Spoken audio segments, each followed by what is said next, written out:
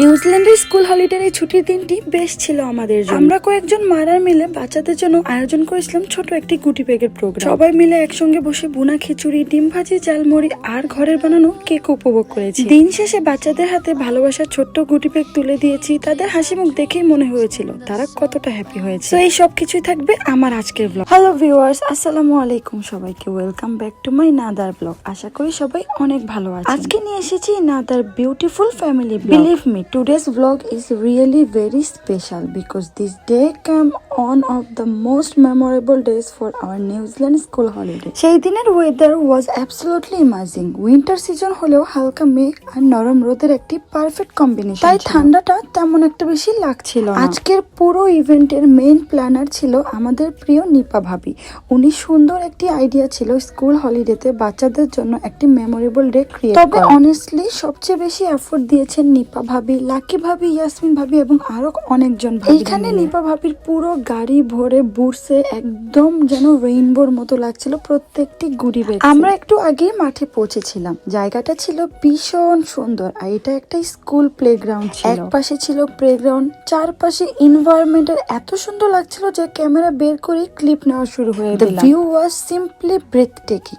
এরপর চলে গেলাম নিপা ভাবিদের সাথে কিছু মজার স্মৃতি তৈরি করতে। ভাবি তো এখানে দাঁড়িয়ে অ্যাটেন্ডেন্স চেক করা শুরু করে দিল। সবাই আসছে, সবাইকে ওয়েলকাম করা হচ্ছে আর আমি সেই সুন্দর মুহূর্তগুলো ক্যামেরাতে ধরে রাখছিলাম। এখানে ইয়াসমিন ভাবি বাসা থেকে পার্টি নিয়ে এসেছিল আর আমরা সবাই মিলে পার্টি বিছিয়ে বসলাম। এবার শুরু করা হবে দ্য ফুড। তারপর একে একে সবাইকে সার্ভ করা হলো ক্রিসপি চিকেন আর এটা খেতে অনেক দারুণ ছিল আর বাচ্চারা তো বেশ মজা করে খেয়েছে। এরপর এলো ইয়াসমিন ভাবির ফেমাস ঝালমুড়ি।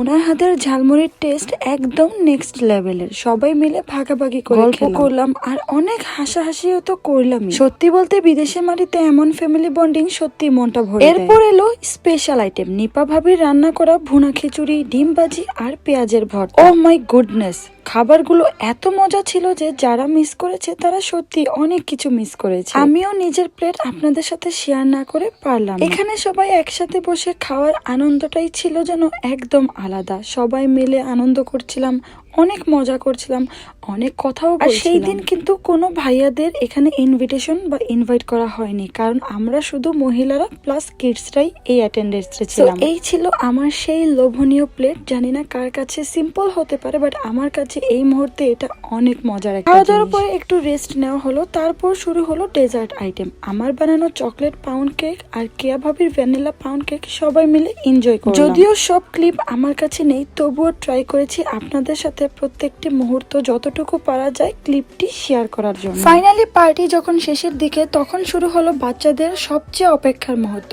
গুটি ব্যাগ ডিস্ট্রিবিউশন। এই সময়টার জন্যই বাচ্চারা অধীর আগ্রহে যেন ওয়েট করছিল। ইয়াসমিন ভাবি একে একে সব বাচ্চার হাতে তাদের নাম লেখা কালারফুল গুটি ব্যাগস তুলে দিচ্ছিলেন। প্রত্যেকটি ব্যাগ ছিল ডিফারেন্ট কালার আর পার্সোনালাইজড নাম ট্যাগ দিয়ে সাজানো। বাচ্চাদের এক্সাইটমেন্ট দেখার মতো ছিল। আমার দুই বাবুও তাদের গুটি ব্যাগ পেয়ে ভীষণ খুশি। একজনের জন্য পিঙ্ক, আরেকজনের জন্য red. Their happy face were the biggest reward for all of us. আর একটা কথা না বললেই নয়, আমি যেখানেই যাই আমার মামুনিকে সব সময় আমার সঙ্গে করে নিয়ে যাই, কারণ আমার কাছে উনিই আমার বেস্ট ফ্রেন্ড। আলহামদুলিল্লাহ আমার সব ভাবিরাও আমার মামুনিকে অনেক ভালোবাসে এবং সম্মান করে। লাস্ট মুহূর্তে আমার মামুনি সবাইকে উদ্দেশ্য করে খুব সুন্দর কিছু কথা বলছেন, যা সত্যি আমাদেরকে মন ছুঁয়ে গিয়েছে। এই ছিল আমার আজকের ব্লগ। ইনশাআল্লাহ নিয়ে আসবো নতুন ব্লগ নিয়ে। ততক্ষণে সবাই ভালো থাকবেন।